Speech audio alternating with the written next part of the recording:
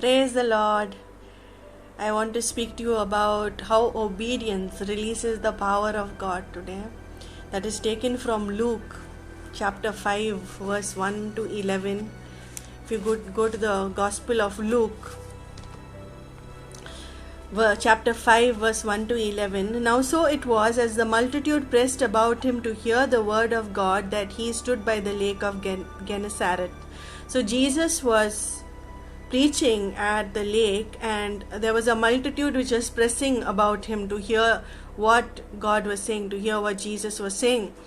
And verse 2 says, and saw two boats standing by the lake, but the fishermen had gone from them and were washing their nets.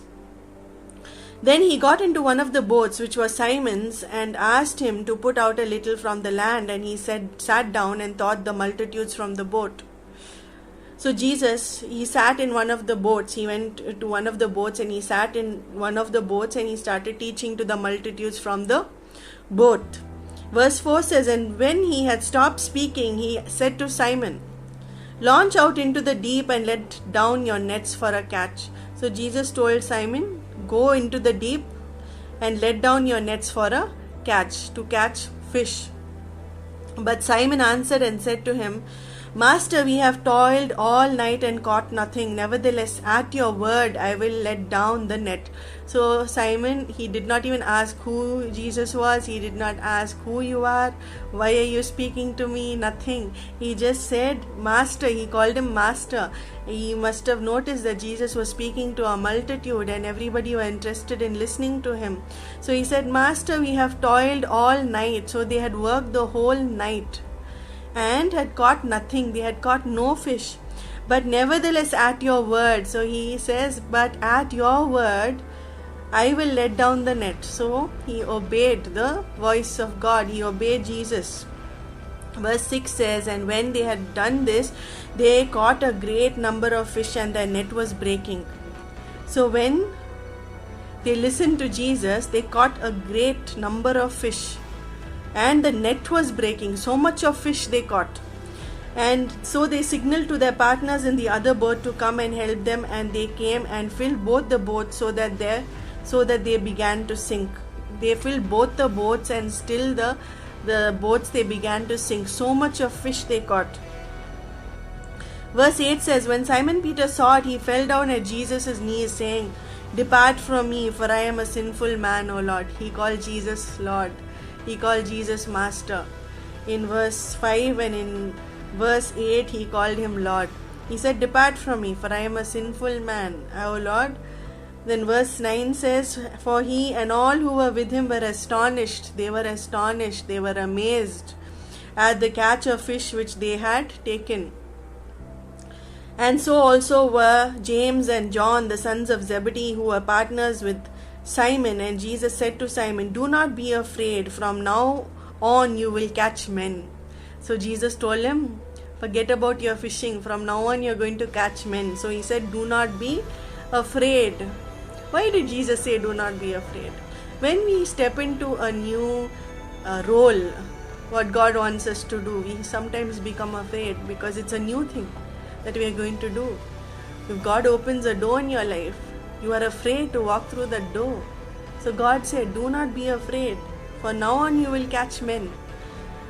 Then the verse 11, so when they had brought their boats to land, they forsake all and followed him. They followed Jesus. This is about how obedience brings about releasing the power of God, and how obedience is fruitful. When we obey God, we see fruitfulness. Contrary to this, disobedience is unfruitful. When we disobey, our life becomes unfruitful. Obedience to God brings blessings and a fruitful life of joy and peace. We get joy and peace, and we are fruitful when we obey God, when we obey the voice of God, when we obey the word of God. So God's plan is always the best for us. We might think, no, it's useless to do what is being told to us, but we have to obey God. When we obey God, we will see fruitfulness. We will see the power of God being released. Every single command of God is significant. So obeying God does not disappoint us. From this from these verses that we just now went through, we see how obeying God does not disappoint. The Lord Jesus chose Peter, and he chose Peter, and he told him to go deeper into the ocean and let down your net, and then he was able to get a big catch of fish. There's no disappointment when we obey God. There's no disappointment when we obey Jesus. And if we will obey the Lord, then we will always get more than what we expect. We will always get more than what we deserve. And we will be able to endure all circumstances. We will never be disappointed when we obey the Lord. And even if we suffer, we might as well suffer with Jesus than suffer alone. If you have to suffer any which ways in this life, so obey God. It is better to obey God and suffer than disobey God and suffer. So when we are obeying God, He is always listening, and He is honored by our obedience. Then obeying Him always demonstrates His power. When Peter obeyed Jesus, the power of God was released. The power of God was released, and he was able to get a great catch because he obeyed the word of God. So we need to position ourselves in obedience, and God will demonstrate His power. And we will also see the miracles of God in our lives when we are obedient. We will see miracles, we will see signs, we will see wonders, we will see so many things in our lives when we are obedient to God. When we trust in Him and do what He has told us to do, He will transform our lives, like how He transformed Peter's life from being a fisherman. He transformed him into a great apostle, into a leader, and he became a very powerful preacher. He became a very powerful man. If we see that God used people who obeyed Him, He used Moses, Joshua, David, Abraham, Joseph, all obeyed God's word, and they were leaders, they were fruitful in their lives. And because of their obedience, the generations were blessed, their future generations were blessed. At Pentecost, we see how Peter preached to 3,000 people, and they were saved. They were saved when he preached to them. If you go to the book of Acts chapter 2 verse 14, we see how Peter, he became very bold. But Peter, standing up with the 11, raised his voice and said to them, Men of Judea and all who dwell in Jerusalem, let this be known to you, and heed my words. He spoke with authority and boldness. He became a man who was very bold, and he stood for Christ. And he said, in verse 38, Then Peter said to them, Repent, and let every one of you be baptized in the name of Jesus Christ for the remission of sins, and you shall receive the gift of the Holy Spirit. For the promise is to you and to your children and to all who are afar off, as many as the Lord our God will call.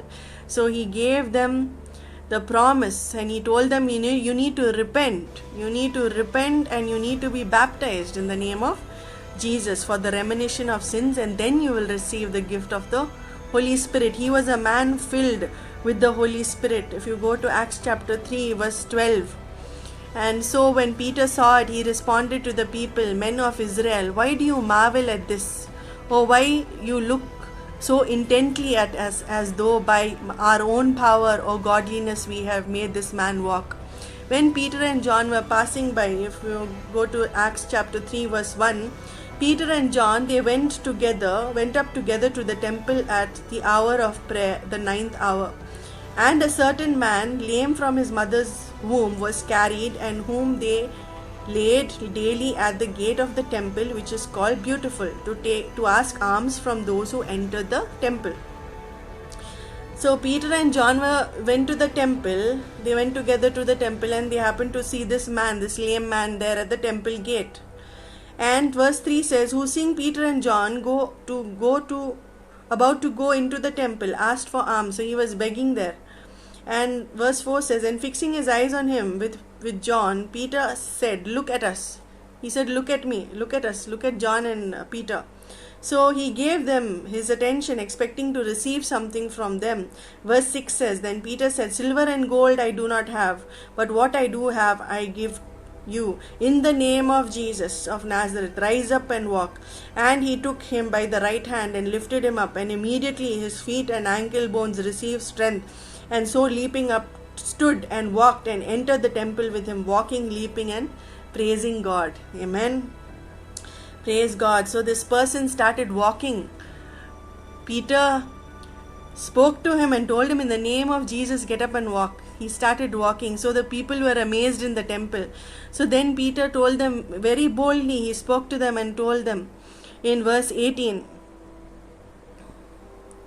but those things which God foretold by the mouth of all his prophets, that the Christ would suffer, he has thus fulfilled. Again he says in verse 19, repent therefore and be converted, that your sins may be blotted out, so that the times of refreshing may come from the presence of the Lord.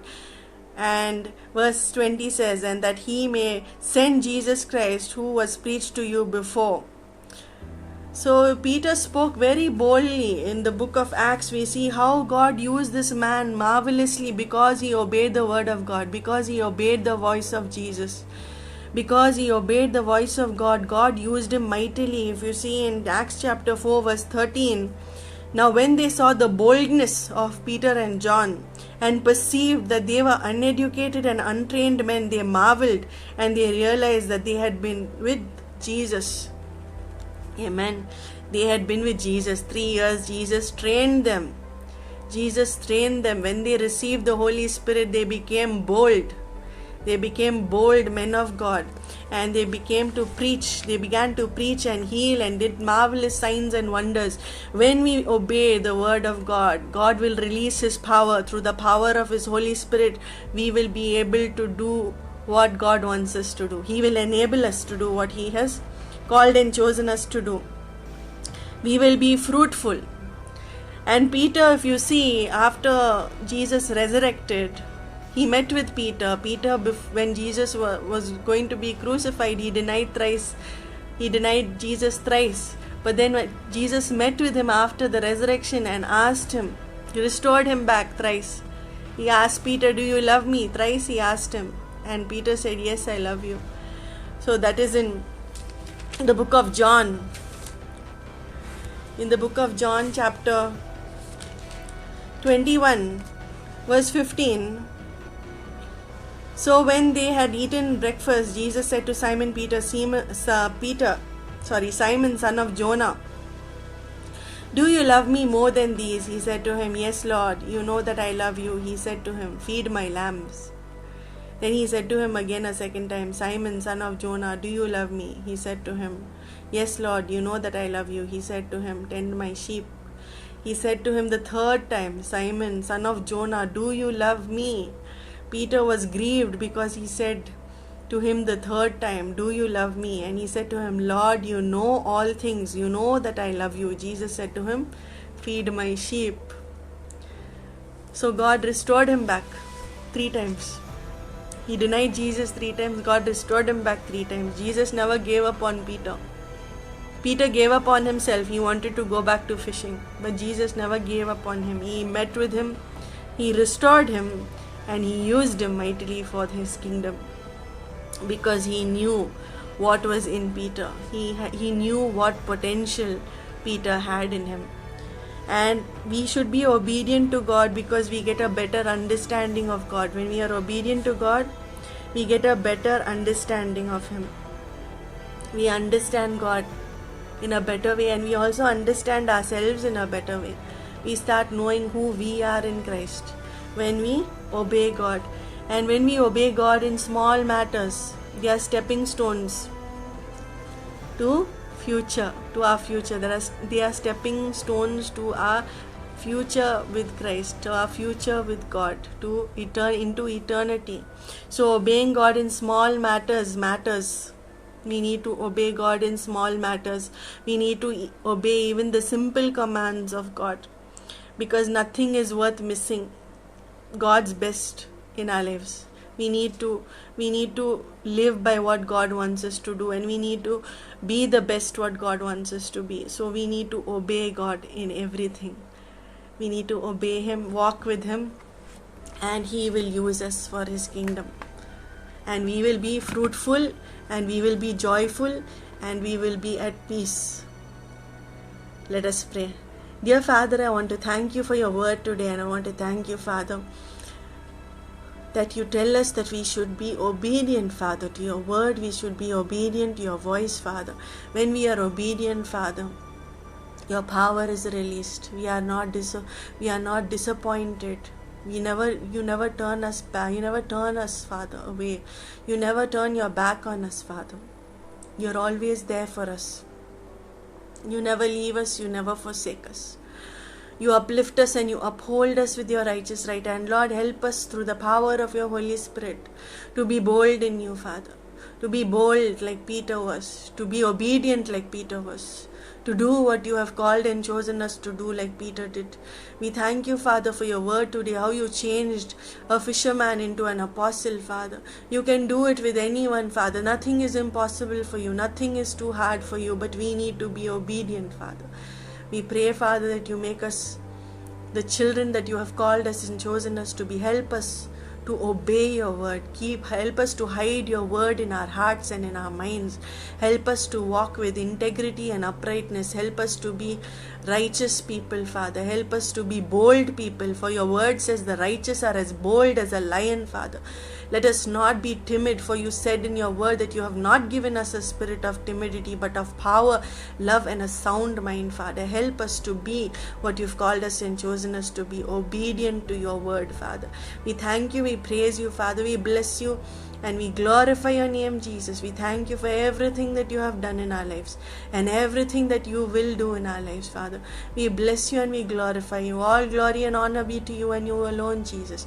Thank you, Jesus. We bless you, Father. In Jesus' name I pray. Amen, amen, and amen. Thank you for watching. Please do pass this on. Be blessed.